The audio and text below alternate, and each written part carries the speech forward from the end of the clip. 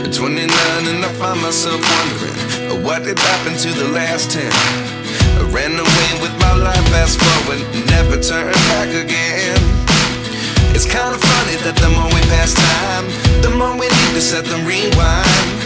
And 19 was the year I had to leave you, but now I'm seeing all the signs. Is this really happening? I can't believe it's true. I'm just as surprised as you.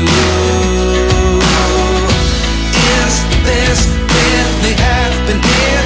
I can't be too sure, but one day I'll be yours again.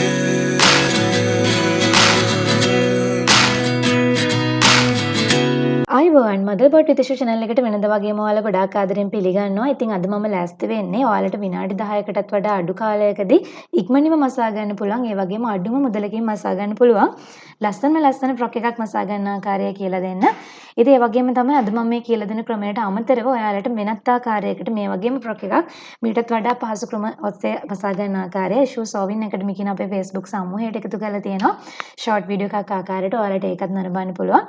ඉතින් එහෙනම් ඉක්මනින් මෙයම video එකට. අපි මුලින්ම බලමු මොනවද අවශ්‍ය කරන දේවල් කියලා. අද මම මේ සඳහා pleated fabric වලින් රෙදි අර්ධ එකක් අරගෙන තියෙනවා. ඉතින් ඔයාලට පුළුවන් plain colours එහෙම නැත්නම් printed fabric එකක් මේ සඳහා ඔයා කැමති විදිහට පාවිච්චි කරන්න.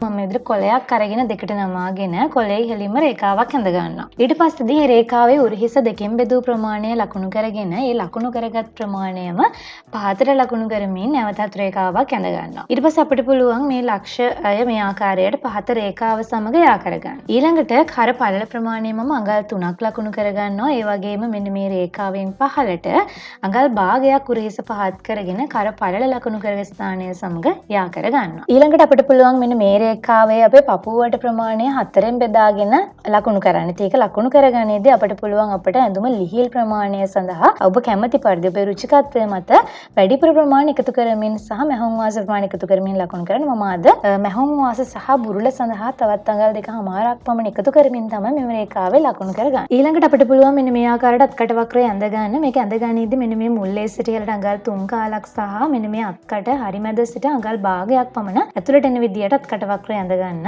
උරහිස සිට පහතට ඉන දක්වා අවසර අඟල් භාගයක් එකතු කරමින් ඉන රේඛාවක් ඇඳගෙන මම අංශය අර රගල් රේඛාවේ ලකුණු කරගත් ප්‍රමාණයටම පහත දක්වාම දික් කරගෙන තියෙනවා.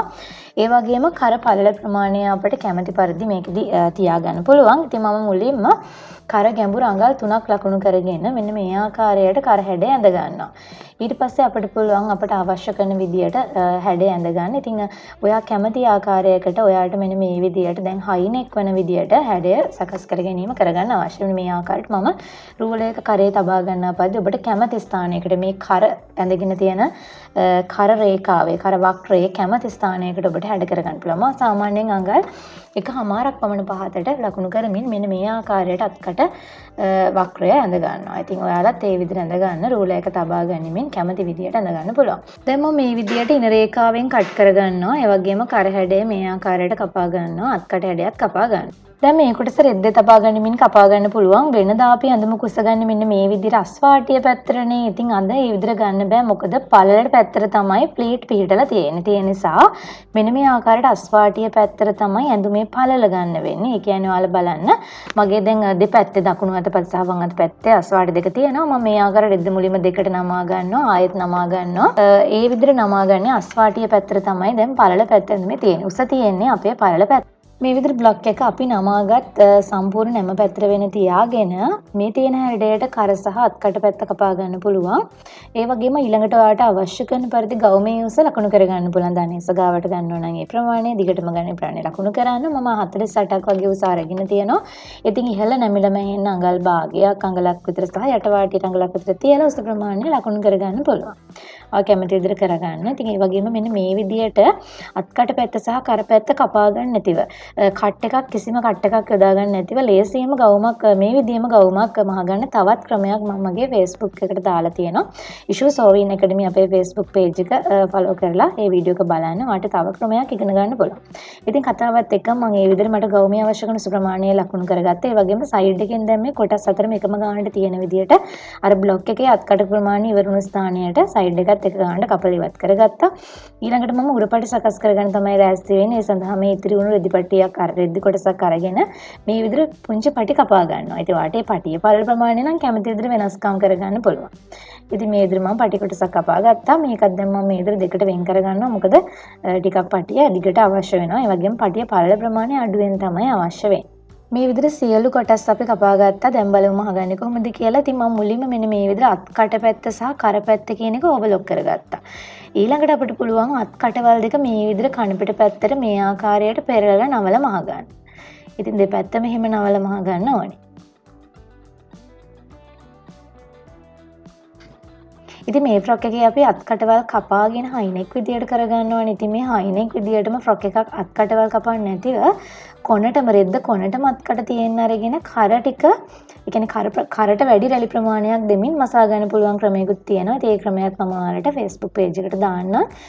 ෂෝට් වීඩියෝ එකක් විදියට ඒක ෆලෝ කරලා බලන්න.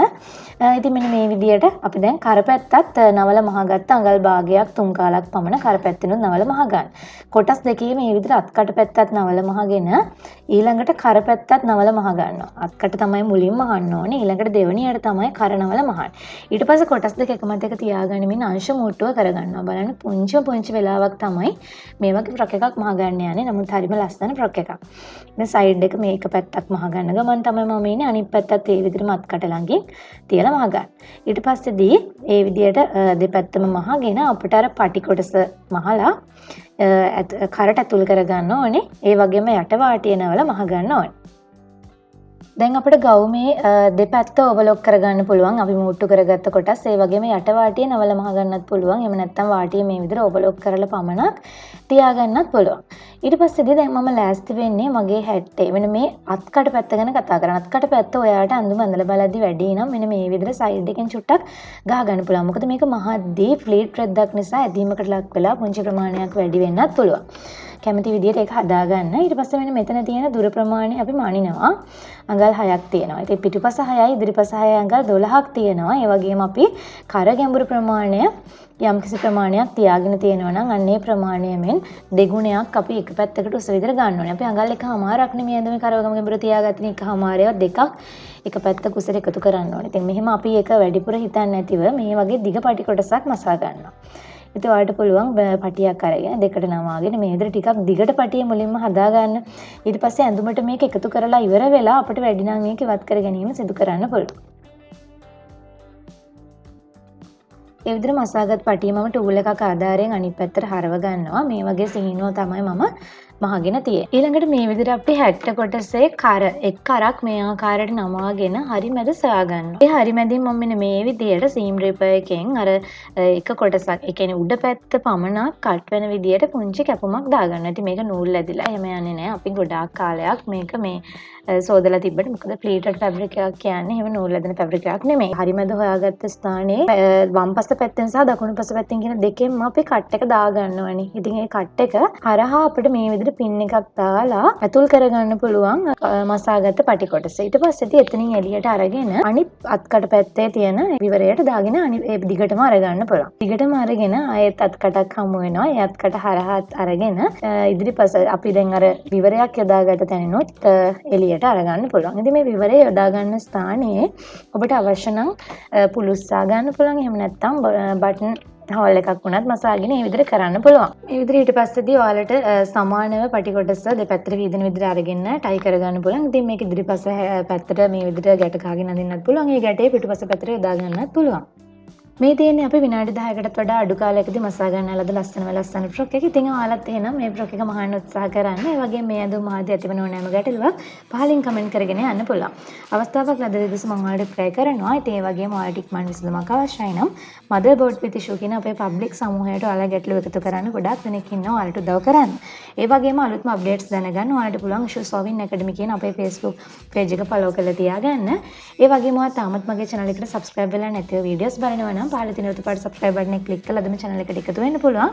ඒ වගේම වීඩියෝ එකක් දාපු ගමන් ඔයාගේ phone එකටම ගෙන්න ගන්න නම් ඉස්සරහා තියෙන bell icon එකත් click කරලා තියාගන්න. ඉතින් එහෙනම් ඔයාලට වැදගත් වෙන අලුත් වීඩියෝ එකකින් ආයෙත් හමු යමු. ගිහින් එන්න මං Ishu.